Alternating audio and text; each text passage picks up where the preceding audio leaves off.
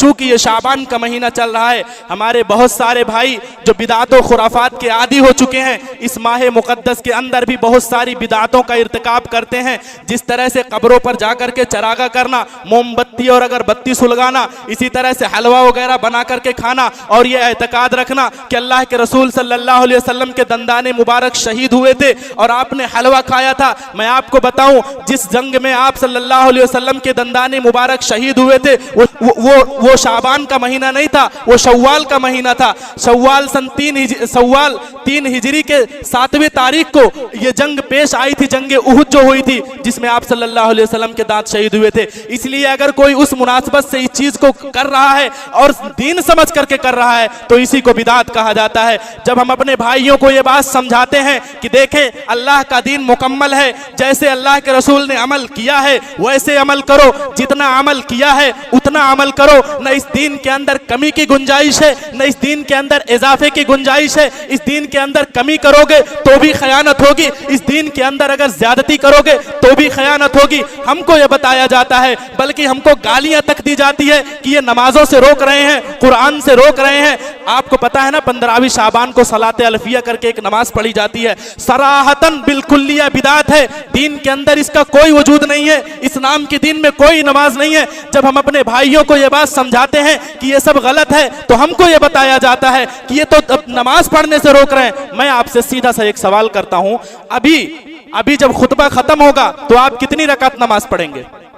बोले 2 रकात। मैं अगर ये कहूं कि आज हम लोग 3 रकात नमाज पढ़ेंगे, आपका दिल कबूल करेगा? मैं आपसे पूछना चाहता हूं, तीसरी रकात में हम किसी को गाली देंगे? तीसरी रकात में हम किसी को बुरा भला कहेंगे? नहीं कहेंगे ना। वही सूरह हम तीसरी रकात में भी पढ़ेंगे जो हमने दूसरी में पढ़ी है, सूरतुल फातिहा पढ़ेंगे, कोई और सूरह पढ़ेंगे, अल्लाह का जिक्र व अज़कार ही तो करेंगे। फिर तीसरी रकात जायज क्यों नहीं है? कहां अल्लाह के नबी सल्लल्लाहु अलैहि वसल्लम ने मना किया है कि जुमा के दिन 3 रकात नहीं पढ़ना? है कोई हदीस, है कोई कुरान की आयत? नहीं है। फिर क्यों रोक सकते हो आप? इसलिए कि अल्लाह के पैगंबर अलैहिस्सलातु वस्सलाम से 2 ही साबित है। आप सल्लल्लाहु अलैहि वसल्लम ने 3 नहीं पढ़ा है, 2 आपने पढ़ा है। आपकी इक्तिदा जरूरी है, आपकी इत्तिबा जरूरी है। हम नमाज से नहीं रोक रहे, बल्कि अल्लाह के पैगंबर की नाफरमानी से रोक रहे हैं, अल्लाह के पैगंबर की नाफरमानी से रोक रहे हैं। जिस दीन को आप सल्लल्लाहु अलैहि वसल्लम ने हमारे सामने पेश किया है, हम उस पर चलने की दावत दे रहे हैं। जितना बताया है हम उतने पर अमल करना और करवाना चाहते हैं। उसमें इजाफे और कमी की जो गुंजाइश और रास्ते निकालते हैं, हम उनको उससे दूर करना चाहते हैं। और आखिरी बात, जब हम इस तरह की बातें अपने भाइयों को बताते हैं, मैं ये नहीं कहता हूं कि देखें एक बात, कोई भी शख्स कितना भी गुनहगार क्यों ना हो, दीन के मसले में कितना भी बिगड़ा क्यों ना हो, कोई भी शख्स ये नहीं चाहता कि मैं जहन्नम में जाऊं, कोई ये नहीं चाहता कि मैं जहन्नम में जाऊं। अक्ल और समझ की गलती होती है, समझाने वालों की गलती होती है, पेट और जेब का मसला होता है। इसलिए उलमाए सू उनको गुमराही पर चलाए रखते हैं। चलने वालों को भी चाहिए कि तहकीक करें कि क्या मसला है, क्योंकि जन्नत का मामला बड़ा संगीन है। आप किसी से घर जायदाद खरीदें, आपको धोखा मिल जाएगा, आप पैसा कमाकर दोबारा खरीद सकते हैं। जन्नत के मामले में एक बार अगर धोखा खा गए तो दोबारा आपको मौका नहीं मिलेगा।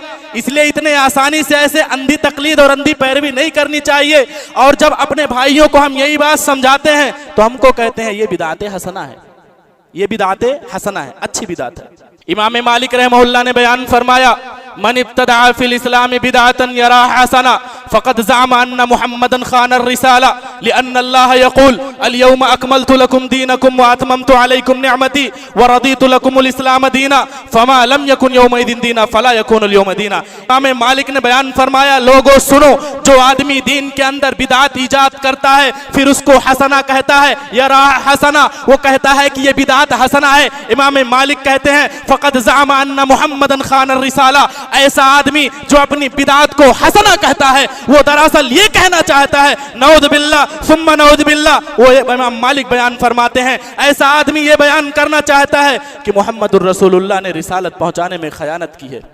कबूल करेगी आपकी अक्ल? आपका दिल कबूल करेगा इस बात को कि मुहम्मदुर रसूलुल्लाह ने रिसालत पहुंचाने में खयानत की है? मानेंगे? कह लेंगे अपनी जबान से सोच लेंगे अपने दिल और दिमाग से, हर किस नहीं। इमाम मालिक ने भी यही बात कहा कैसे कि वो अल्लाह के रसूल पर खयानत का इल्ज़ाम लगा रहा है, क्योंकि अल्लाह ताला कुरान में बयान फरमाता है मैंने आज के दिन तुम्हारे लिए दीन को मुकम्मल कर दिया है।